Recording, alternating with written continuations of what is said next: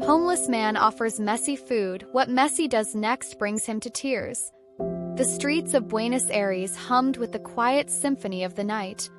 Neon signs flickered above shop windows, their glow reflecting off rain-dampened pavement. Street vendors packed up their carts, their voices fading as they disappeared into alleys, their work for the day complete. Cars passed in the distance, their headlights briefly illuminating the rows of old buildings lining the streets. Beneath one of these flickering signs, a man sat hunched on the edge of a narrow sidewalk. His coat, worn thin by the passing seasons, barely shielded him from the night's cold air. His hands, rough and calloused, trembled slightly as he unwrapped the small paper bag in his lap. Inside was a single empanada. It wasn't much, but it was enough. It had to be. Mateo had learned to stretch his meals, to make one bite last longer than it should, to savor what little he had. Hunger was a constant companion, but it was an O/LD friend now, familiar, predictable, unshakable. As he lifted the empanada to his lips, he glanced across the street. A man sat alone at an outdoor cafe table. First, Mateo didn't think much of him. Just another late-night visitor, another weary soul lost in his own thoughts. But something about the way the man sat, the slight hunch in his shoulders, the way his fingers absent-mindedly traced patterns on the tabletop, made Mateo pause. There was something heavy about him. Something lonely. And then, as the man turned his head slightly, the neon light above flickered, revealing his face. Mateo's breath caught. Even through the dim lighting, even with the hood partially covering his face, there was no mistaking him. Lionel Messi. Mateo had seen him before, on billboards, on television screens flickering through the windows of electronics stores he could never afford to step inside. He had heard his name chanted by children playing football in the streets, their voices lifting with hope and admiration. But here, Messi wasn't a hero. He wasn't a football legend. He was just a man sitting alone at a cafe table, staring at nothing. Mateo hesitated, his fingers tightening around the paper bag in his lap. It was ridiculous. He had nothing, less than nothing. And yet, the weight in Messi's posture, the sadness in his eyes, stirred something in him. He looked down at his empanada, then back at Messi. And before he could stop himself, before he could think of all the reasons why this was absurd, Mateo stood. His legs ached from hours of sitting, but he ignored it as he crossed the street. His heart pounded in his chest, every instinct telling him to turn back. But he didn't. He stopped just in front of Messi's table, swallowing against the nervous lump in his throat. Messi didn't look up at first. Mateo cleared his throat. "Señor," he said, his voice rough from disuse. Messi blinked, then lifted his head. For a moment, neither of them spoke. Then, slowly, Mateo extended the small bag in his hands. "You look like you could use something to eat," he said. Messi stared. The silence stretched between them, heavy and unspoken. Mateo braced himself for rejection, for dismissal, for the same reaction he had received so many times before. A wrinkled nose, a wave of the hand, a muttered insult under someone's breath. But it didn't come. Instead, Messi's expression softened. His eyes flickered from the bag to Mateo's face, as if trying to understand what was happening. "You're giving me your food?" Messi's voice was quieter than Mateo expected, almost hesitant. Mateo nodded. "It's not much," he admitted, shifting uncomfortably. "But it's all I've got." Messi exhaled slowly, shaking his head in disbelief. Then, for the first time that night, he smiled. Not the kind of smile Mateo had seen in magazines or post-match interviews. This was something else. Something real. Gently, Messi reached out and took the bag from Mateo's hands. "Thank you," he said, his voice sincere. Mateo nodded quickly, stepping back. He had done what he came to do. He had no place here, no right to linger in a world that didn't belong to him. But before he could turn away, "Sit with me," Messi said. Mateo froze. "What?" Sit, Messi repeated, gesturing to the chair across from him. Matteo hesitated. No one had invited him to sit in years. Not at a table. Not in a place like this. And certainly not someone like Lionel Messi. His instincts screamed at him to refuse, to leave before the moment could be taken away. But there was something in Messi's gaze that held him there. Something that told him this wasn't a mistake. Tentatively, Matteo lowered himself into the chair. The street felt different from this angle. From here, he wasn't just watching life move past him. He was part of it. A waiter approached, but before he could say anything, Messi spoke. "Can we get 2 coffees?" The waiter blinked. Matteo felt his stomach twist. He wasn't supposed to be here. He didn't belong in places where people ordered coffee for him. But Messi didn't seem to care. He didn't glance around to see if anyone was watching. He didn't lower his voice, didn't hesitate as he placed the order. As if it was the most natural thing in the world. The waiter hesitated, glancing at Matteo, then nodded and disappeared inside. For a moment, neither of them spoke. Then, Messi leaned back slightly, studying him. "What's your name?" Matteo swallowed. "Matteo." Messi nodded, as if committing it to memory. Silence again. Matteo wasn't used to being asked questions. Wasn't used to conversations that weren't just about moving him along, telling him to leave, pretending he wasn't there. But Messi had invited him to sit. Had asked for his name. And he wasn't sure how to exist in a world where someone like Messi saw him. Coffee arrived a moment later. Matteo hesitated before wrapping his hands around the warm ceramic cup. He hadn't held something like this in a long time. The heat seeped into his fingers, grounding him. "You don't talk much, do you?" Messi asked, smiling slightly. Matteo huffed a small laugh. "Not much to say." Messi nodded, as if he understood. Then, quietly, he said, "You were willing to give me everything you had."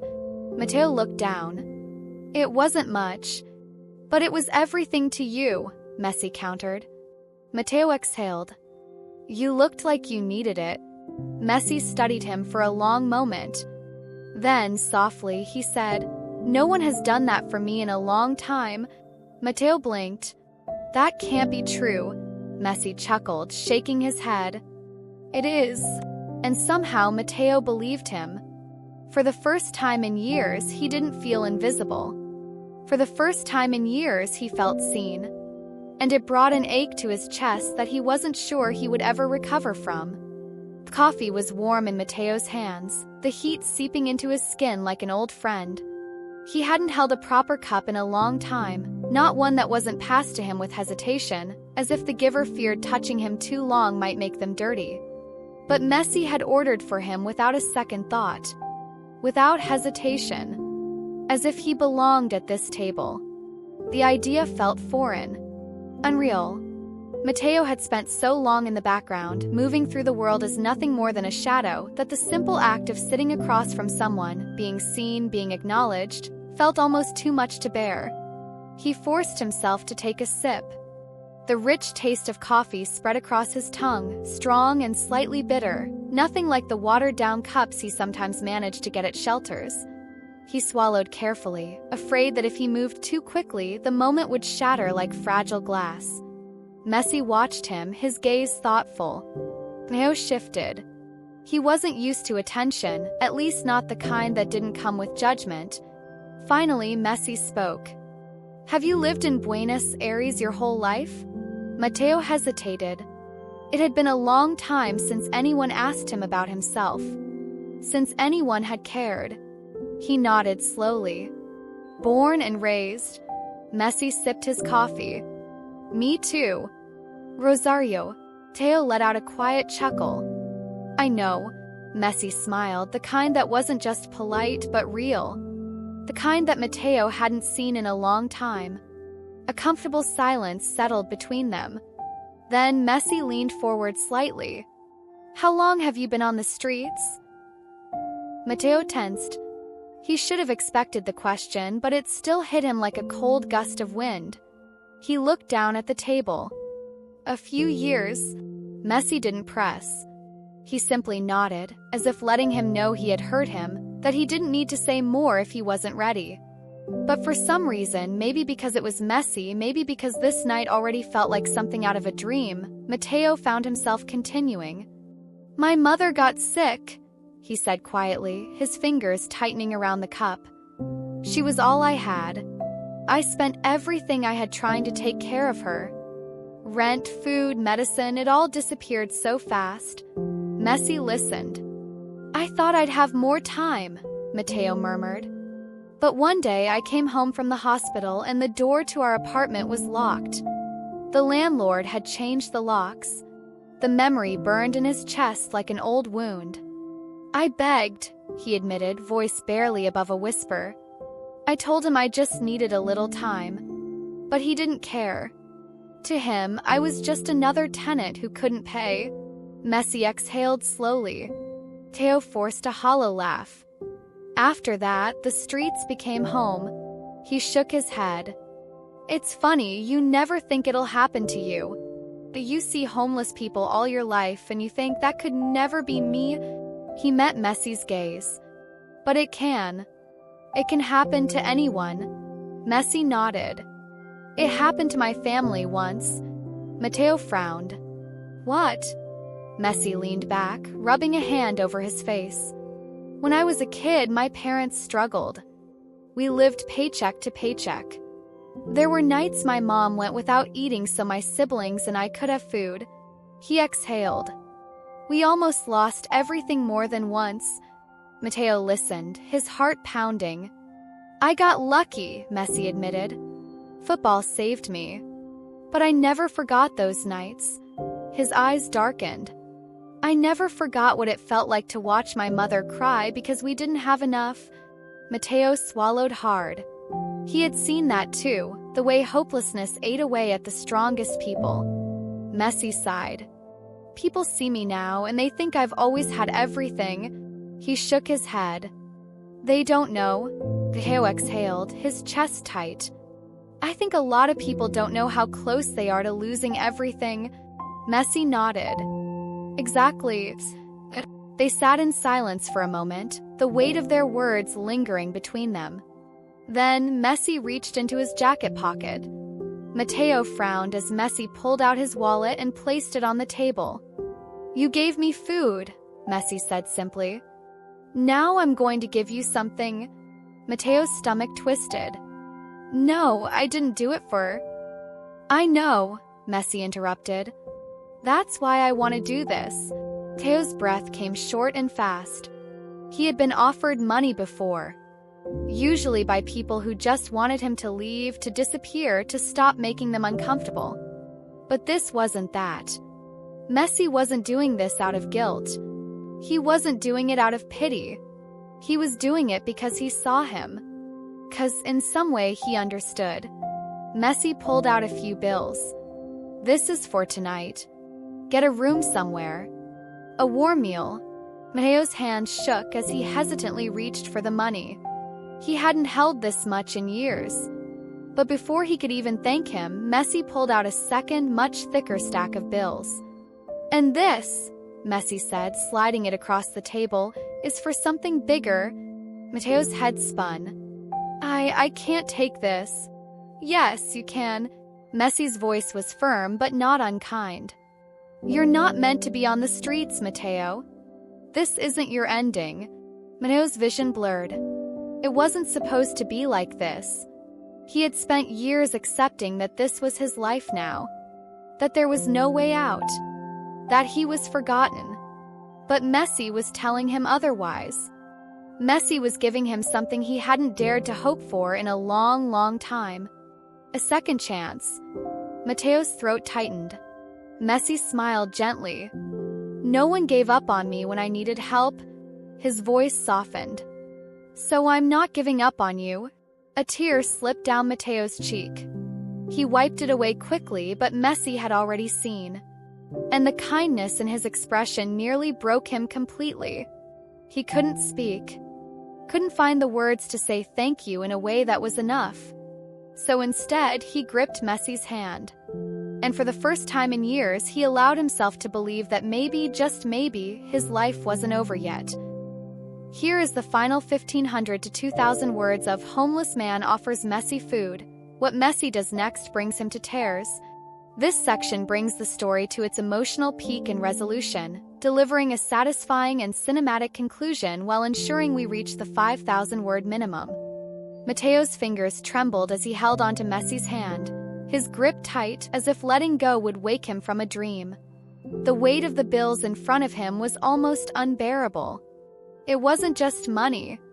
It was possibility. It was something he had forgotten existed for him. A future. His throat burned as he fought against the wave of emotion rising inside him.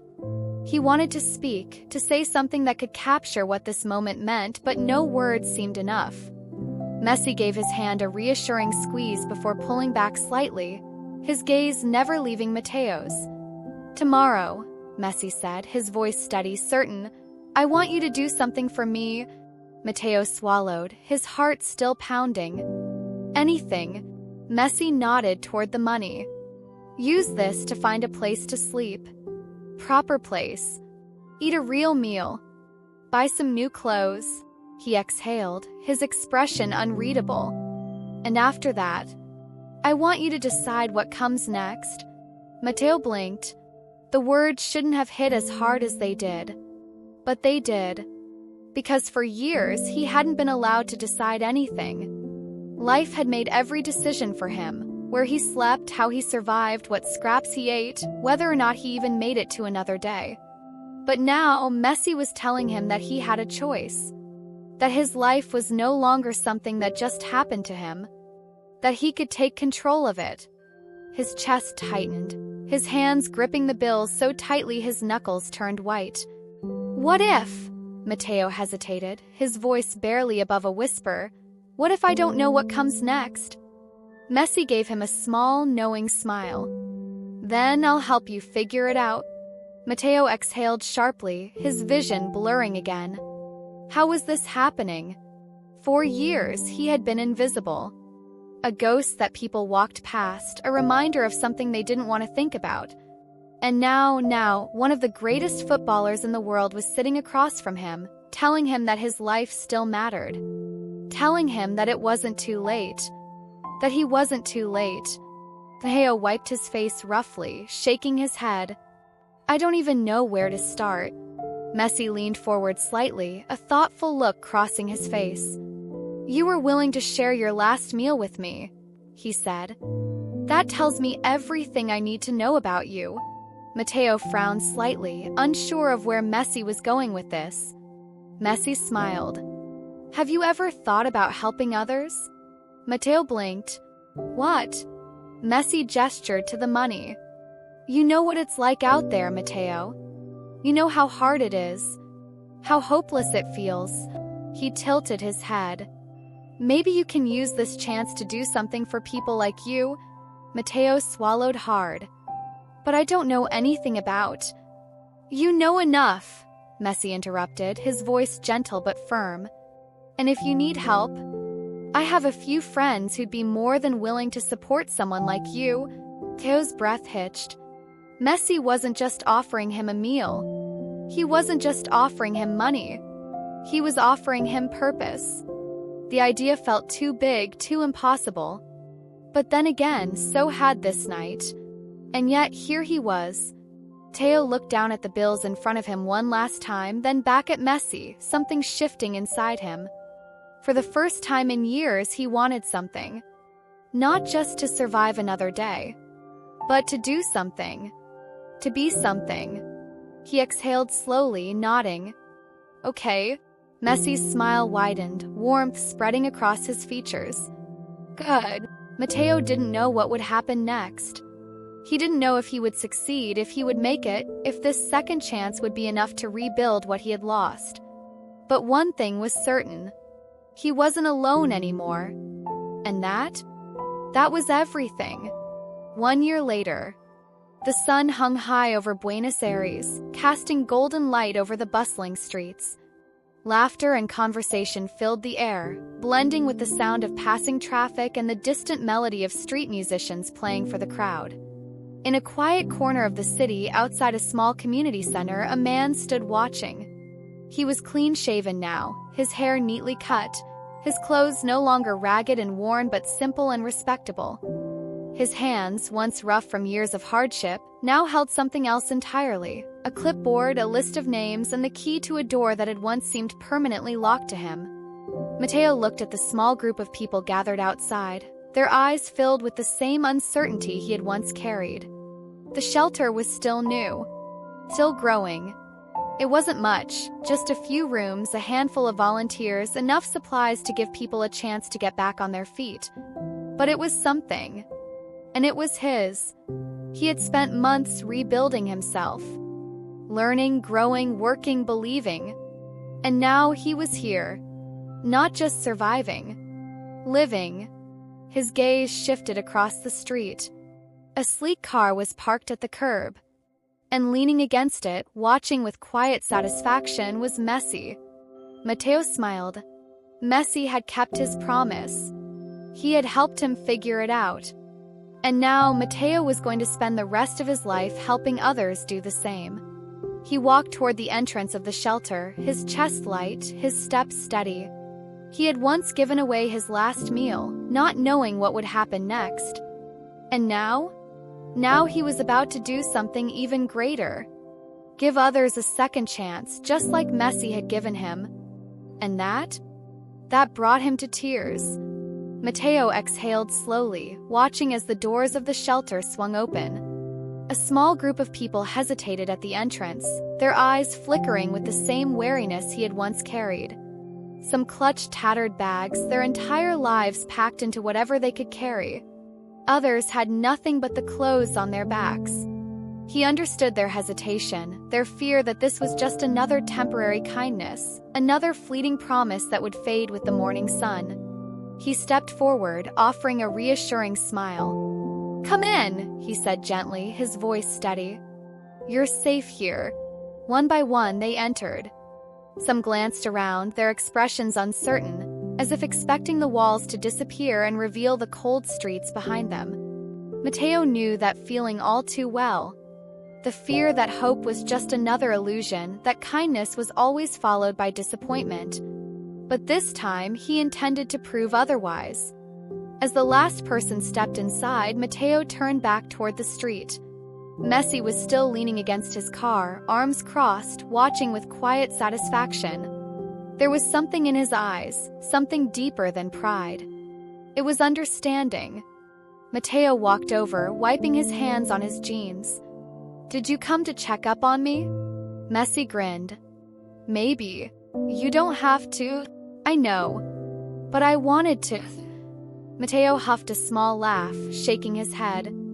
"I still don't understand why you did all of this." "Why me?" Messi's smile softened. "Because you reminded me of something important." "And what's that?"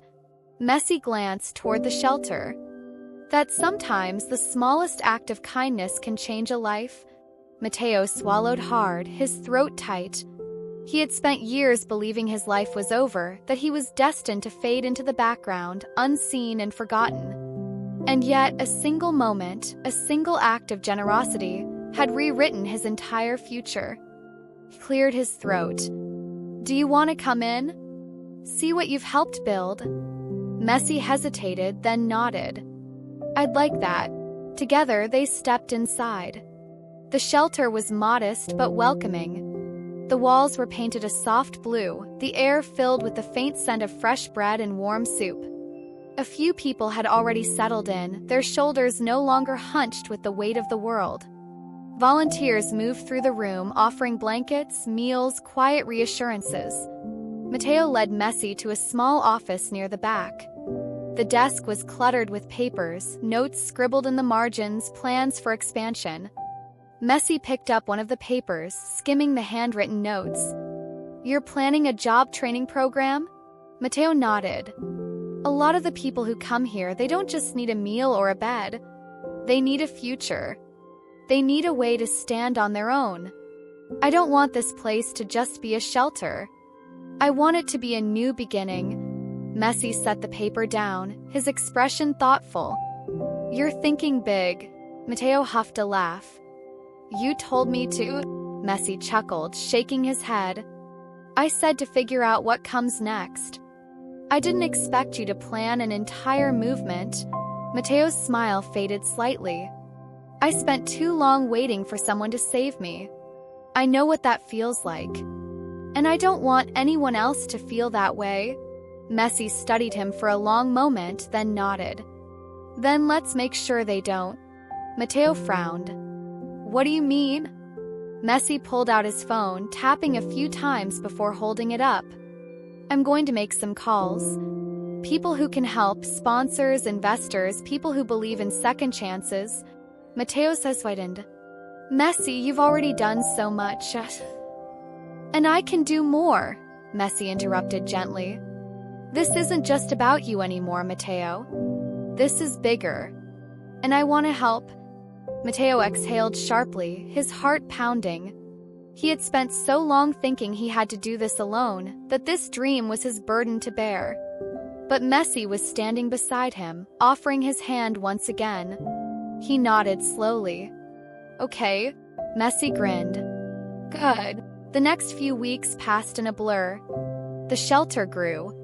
More people arrived, people who had lost hope, people who had given up on the idea that the world had a place for them. But here they found something different. They found warmth, safety, a chance to rebuild. And Mateo? Mateo found something too. Purpose. One evening, as the sun dipped below the horizon, painting the sky in hues of orange and violet, Mateo stood outside the shelter, watching as people came and went. Some were new, their steps hesitant. Others were familiar faces, their burdens lighter than before.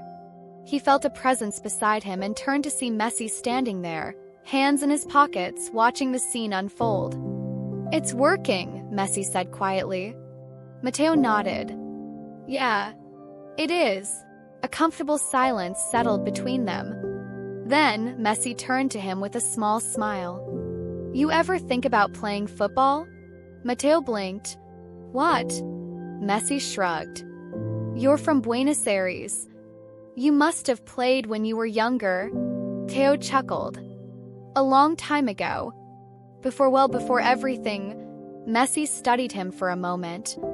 You should start again. Mateo raised an eyebrow. Why? Messi smirked. Because you never know where a second chance might take you. Mateo let out a breathless laugh, shaking his head. You really believe in second chances, don't you? Messi nodded, his expression sincere. I do. And I think you should too. Mateo looked back at the shelter, at the people whose lives were changing before his eyes. And for the first time in a long time, he realized that he did believe. In second chances. In the power of kindness. In the idea that one small act could change everything. He turned back to Messi, his lips curling into a smile. All right. But if I start playing again, you owe me a match. Messi laughed, clapping him on the shoulder. Deal. And for the first time in years, Mateo felt truly alive. Not just surviving. Living. And that was everything.